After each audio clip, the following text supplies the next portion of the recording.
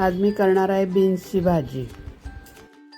श्रावण घेवडा म्हणजेच बीन्स, त्याची भाजी धुवून चिरून घेतलेली आहे आणि कुकरमध्ये एक शिट्टी करून घेतलेली आहे। तेल तापायला ठेवले, त्यात जिरे आणि मोहरी टाकलेली आहे।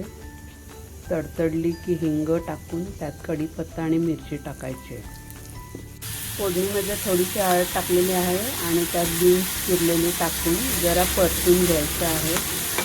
परतून झालं की त्यात ओलं नारळ एक वाटी भरून टाकलेलं आहे आणि चवीप्रमाणे मीठ टाकायचं। ही भाजी तयार आहे।